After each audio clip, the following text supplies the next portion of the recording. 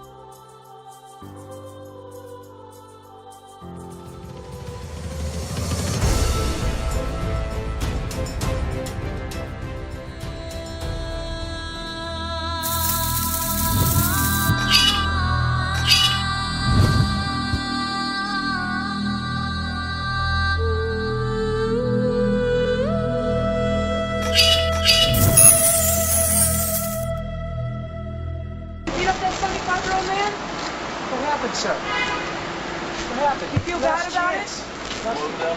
I'll probably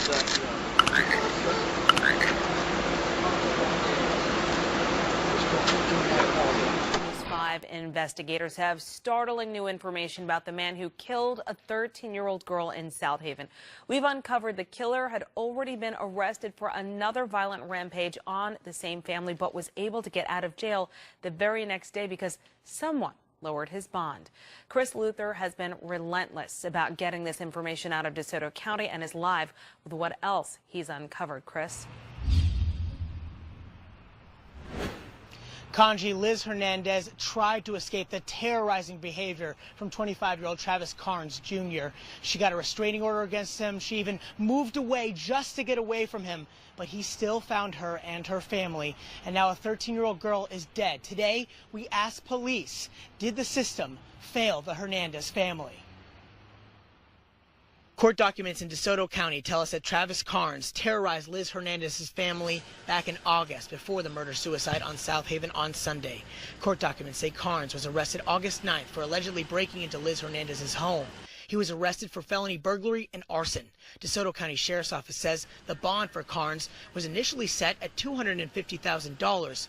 For a reason unknown to them, it was lowered to $30,000. Even though Carnes is now dead, the South Haven Police Department is still looking into all of this. You know, we've still got a lot of background work on this to try to find out, what happened and why it happened. The Sheriff's Office says Carnes posted bail the day after his arrest in August. After that incident, Hernandez moved her family down to South Haven, but a free man, Carnes found them. With all the warning signs, it leaves one question. Did the system fail the Hernandez family? Well, I don't know. The system, everything looked to be in place. I hadn't really studied what their file is down there at the county. He was charged. He's in the system. Everybody's afforded a bond. You're innocent until proven guilty. We also learned today that Carnes' criminal history goes back to 2012. According to Shelby County court documents, a neighbor of Carnes on Dockham Road claimed he put a sawed-off shotgun on the hood of his truck when she complained that he put trash on her property. Carnes was charged with aggravated assault. She tried to go on with her life. She did move away. But, sometimes stalkers are people that are infatuated with people, do things out of the ordinary, and this is just possibly what happened here. Today I talked to a woman on the phone who claimed to be a family member of Carnes, but she refused to make a statement.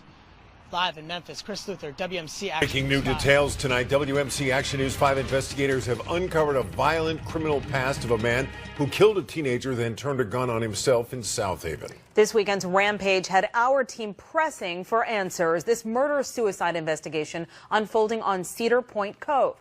WMC Action News 5 investigator Chris Luther is live with what he uncovered about the gunman. Chris.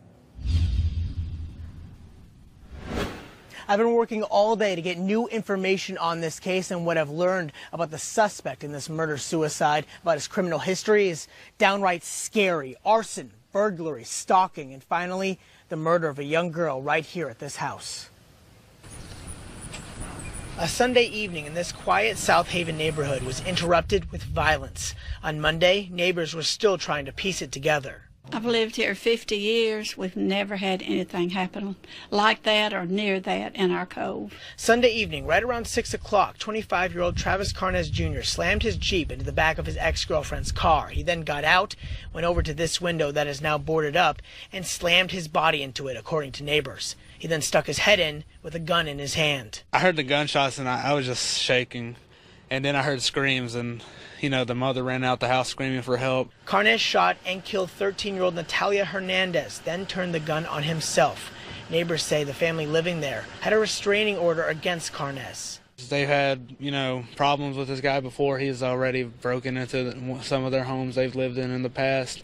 He stalks them, everything. The DeSoto County Sheriff's Office confirmed that Carnes has previously been arrested for stalking, arson, and burglary, all in the span of 2 days this past August. Now that criminal history has turned deadly. She's just 13, so it's a shame. Sad, really sad. 13-year-old, you wouldn't think anybody'd kill a child. As we've been sitting here for the last several hours in this neighborhood, dozens of people have driven by just to see the house and see what has happened here. People tell me this chilling crime will stay with this neighborhood for a very long time. Live in South Haven, Chris Luther, WMC Action News.